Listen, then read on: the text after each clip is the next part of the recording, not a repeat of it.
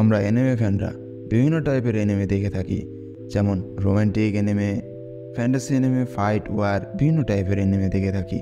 তবে ডার্ক অ্যানিমেও কিন্তু আমরা অনেকেই দেখেছি। তবে আজ আমরা যেরকম ডার্ক টাইপের অ্যানিমে নিয়ে কথা বলবো সেটা একদমই অন্যরকম।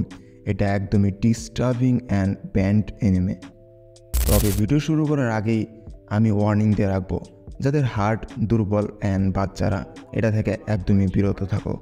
বার্জার্ক এটা 8 অক্টোবর 1997 তৈরি করা হয়, আর এটা একটা drama, adventure, action, adult animation and dark fantasy টাইপের অ্যানিমে।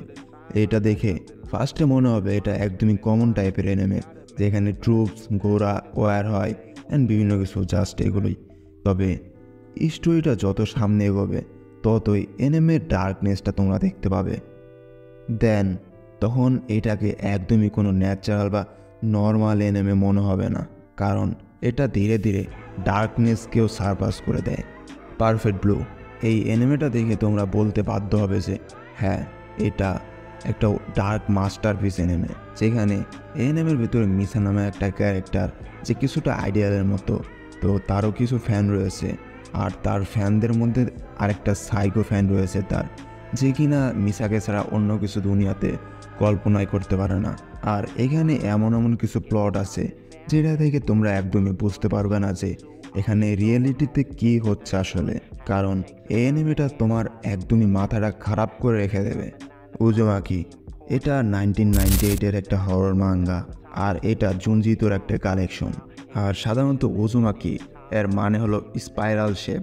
আর যদি আমরা এর স্টোরিতে আসি, তাহলে এর স্টোরির ভিতরে একটা ভিলেজ রয়েছে, যে ভিলেজটা একদমই কার্সে ছড়িয়ে গেছে। আর এই কার্সের কারণে সেই ভিলেজে অনেক ধরনের অদ্ভুত অদ্ভুত ঘটনা ঘটতে থাকে। সেই ভিলেজের মানুষের শরীরে বিভিন্ন অংশ স্পাইরাল শেপ হয়ে আসে, যেমন কারোর চুল স্পাইরাল শেপ হয়ে আসে, কারোর জিবলা স্পাইরাল শেপ হয়ে আসে, অ্যান্ড কারোর পিঠে স্পাইরাল শেপের মাধ্যমে সে একদমই একটা স্নেলে পরিবর্তন হয়ে যায়। এমনকি এই গ্রামের লোকেরা যারা এসব থেকে রেহাই পাওয়ার জন্য সুইসাইড করতে যায়, তবে তাদের সুইসাইডটা একদমই কমন হয় না, কারণ তাদের সুইসাইডটাও সেই স্পাইরাল শেপ আকৃতিতেই হয়। এই মাঙ্গার প্রায় 90% প্যানেলই তোমার গায়ের লোম একদমই তাড়া করিয়ে দেবে, কারণ এর কার্স এর একটা আলাদাই ওয়ার্ল্ড রয়েছে, যে জায়গায় সব কিছুই শুধু স্পাইরাল শেপে রয়েছে। মিডোরি যেটা 1992-তে তৈরি করা হয়, এটা একটা অ্যানিমে যেটা মোস্ট ডিস্টার্বিং অ্যান্ড ডার্ক এই শব্দগুলোকেও পিছনে ফেলে এসেছে, কারণ এই অ্যানিমের সিনগুলা এতটাই ক্রিপি যা তোমার রাতের ঘুম হারাম করার জন্য যথেষ্ট। আর তোমার কোনো ফ্রেন্ড যদি কখনো তোমাকে বলে থাকে অ্যানিমে এটা একটা কার্টুন, তাহলে তুমি এসব সিন দেখিয়ে তাকে বলতে পারো হ্যাঁ দেখ, হ্যাঁ আসলেই অ্যানিমে একটা কার্টুন। জুনজি ইতো কালেকশন। আমি আগেও বলেছি, জুনজি ইতো একজন মাঙ্গা আর্টিস্ট, যেখানে তার কালেকশনে অনেক অনেক হরর মাঙ্গা রয়েছে, যার মধ্যে তোমোই একটা। আর এর স্টোরিটা হলো, তোমি একটা খুব সুন্দর অ্যান্ড অ্যারোগেন্ট একটা মেয়ে ছিল, যেখানে তার একটা অ্যাক্সিডেন্ট হয় অ্যান্ড যার কারণে তার মৃত্যু হয়ে যায়। অ্যান্ড তার মরার পর থেকেই এই গল্প, মানে এই স্টোরিটা শুরু হয়।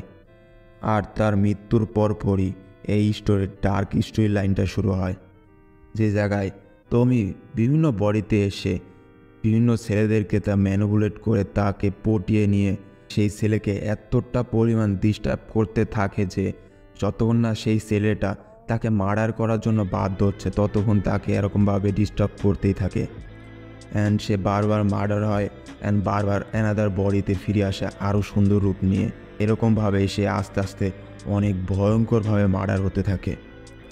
তবে তোমরা যদি এর অ্যানিমেশনগুলো নিজ থেকে দেখো, তাহলে তোমরা এটার আসল মজাটা খুঁজে পাবে। তো আজকের ভিডিওটা এতটুকুই। আর ভিডিওটা যদি ভালো লেগে থাকে অবশ্যই লাইক, কমেন্ট, শেয়ার এবং সাবস্ক্রাইব করে দেবে। স্টে সেফ, আল্লাহ হাফেজ অ্যান্ড গুড বাই।